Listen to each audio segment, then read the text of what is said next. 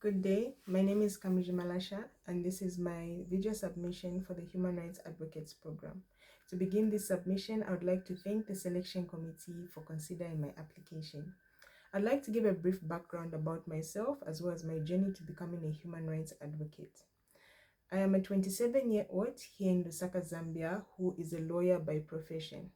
Back in 2021, I landed my first role as a legal and social development officer, in which my key responsibilities was to push for the inclusion of women under the National Land Titling Project to ensure that women acquire their certificates of title.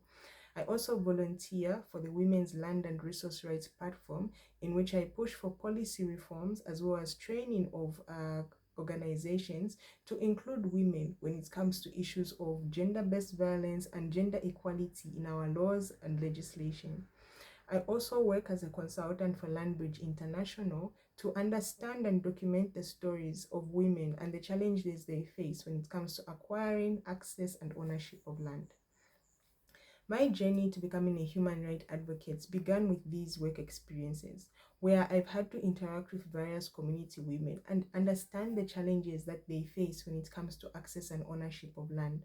Many of the challenges which has been traditional and cultural norms, gender-based violence, lack of knowledge as well when it comes to understanding the importance of their rights, as well as social issues that also affect women with owning land and accessing land. It is through these issues that I got to understand the importance of land and why it is important that women understand their rights when it comes to access and ownership of land, and also why they should understand their rights in general.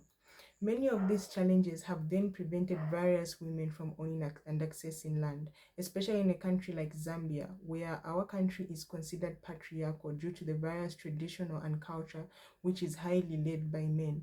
This then prevents women from owning land, even speaking up on their land, as if they do, they then begin to experience gender-based violence. It has been an experience to have to speak to these women, have to speak with these women, and also having to push for their rights to land ownership through different policy reforms in which I had to review, such as the Lands Act and the Forestry Act, to ensure that women's issues are included in the legislation as well. My journey to becoming a human rights activist hasn't been easy. It has been something that I've had to experience daily, having to hear these stories daily and having to work with women daily. This is a journey which has just begun, and I feel this opportunity will help me build my knowledge, understanding, and also push for the rights of women here in my country, Zambia. Thank you.